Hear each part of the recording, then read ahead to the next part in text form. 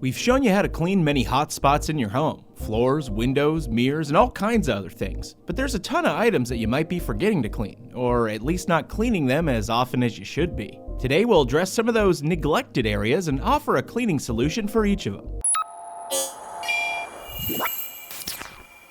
When cleaning your toilet, make sure you aren't only cleaning the obviously dirty parts. We all know to clean the seat and bowl, but don't forget to drop the base. Clean the base. The exterior of your toilet can get just as germy and dusty as the interior. Be sure to clean the top lid and tank itself, the top of the seat, the lower base. Oh, and most importantly, don't forget to use a disinfectant wipe on the handle. Everyone touches them before washing their hands, so they're a sanctuary for germs. As a side note, always put the lid down before you flush to avoid a toilet plume. This can cause microorganisms to become airborne and potentially settle in your sink, on your toothbrush, or maybe even on your hands. It should really come as no surprise that electronics hide hazardous bacteria too. Keyboards, mice, trackpads, and phones are just a few examples that get touched frequently and often get shared between family members. A simple disinfecting wipe will actually help kill all that dangerous bacteria and keep your electronics safe with regular cleaning and hand washing. Now here's one that you might not even be thinking about: your television remote control. This thing is constantly being exposed to germs from your hands, which means you'll want to disinfect it at least once a month, if not more frequently. Start by removing the batteries from the back of the controller to avoid damaging any circuits. For a quick surface cleaning, dip a cloth into rubbing alcohol and wipe it down. Now for a more in-depth cleaning, use an alcohol-soaked Q-tip and carefully clean the crevices around the buttons where the cloth can't easily reach. If there's any gunk wedged inside the buttons or along the seam, use a toothpick and get it out of there. Once your remote's dry, reinstall those batteries and your disinfected remote is ready to navigate your television.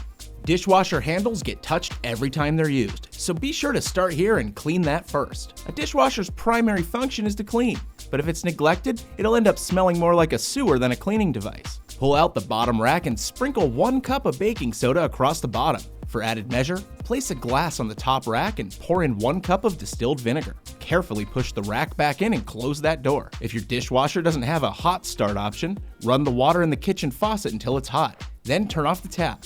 Now run a heavy cleaning cycle. By the end, your dishwasher should be fresh and sparkly clean. Everyday door handles are often hotspots for bacteria, especially in high-traffic areas. Door handles are the most commonly touched surfaces in your home, so you know that bacteria can be easily transferred from person to person this way. Depending on the conditions, bacteria can thrive anywhere from a few hours to a few weeks. Because of the frequent and inevitable use of most door handles, it's best to clean them as often as possible. Use a disinfectant cleaner and some paper towels to wipe down the handles and reduce the spread of germs in your home. This is especially important if somebody just got over an illness or is currently sick. Commonly touched areas like refrigerator doors and handles test positive about 40% of the time for rhinovirus, and that's what causes about half of all colds. No one likes the idea of cleaning dishes with a germy sponge, and if you do, let us know in the comments because I want to talk to you. This is why we all know we should be cleaning ours on a regular basis. If you really want to decontaminate those sponges and not just clean them, your microwave is an effective way of protecting your family, yourself, or maybe even the dish burglar who breaks into your house just to clean your dishes. Start by saturating a sponge in water and placing it directly into your microwave.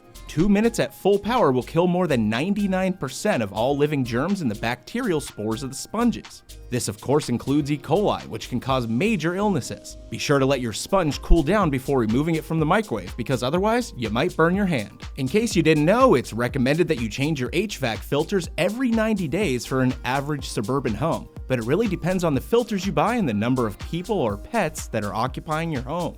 If you don't calculate this correctly, your filters may end up looking like this. If you have a cat or dog, air filters should be changed every 60 days. If you have multiple pets or allergies, air filters should be changed every 20 to 45 days. Just kind of depends how you feel, so sniff it out. Always be sure to buy the air filters that are most suitable for your home and set reminders to ensure that you change them as frequently as needed. So if you've lost a little pep in your step lately, check those filters and ensure that's not the culprit. Salt and pepper shakers can be ground zero for germ activity, and they're sitting right there on your dining room table.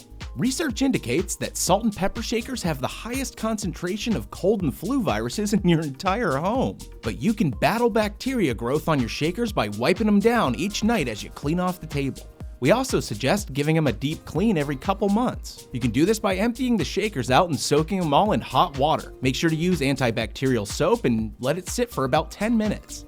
Rinse them and dry them with a hand towel. Now obviously for faster drying, you can use a hairdryer until no moisture remains, then go ahead and refill them. Now this one probably goes without saying, but we're gonna mention it anyway. Even your innocent looking light switches are absolutely covered in bacteria. Now this makes perfect sense if you think about it. You pick up bacteria from every surface you touch, especially in the bathroom. So when you walk around the house and flip those switches on and off, you're just transferring germs around. So next time you're doing a little house cleaning, don't forget those switches. Just give them a quick wipe down and go about your business.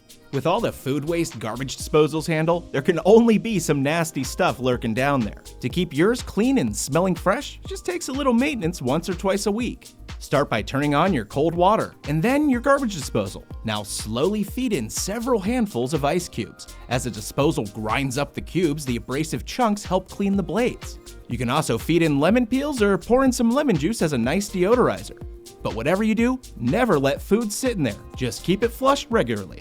If you enjoyed these tips, let us know by hitting that thumbs up button or by leaving a comment. Good, bad, or dirty, they're all inspiring and help us figure out what you want to see. Thanks so much for watching. We post new videos every few days, so make sure you're subscribed, and we'll see you next time.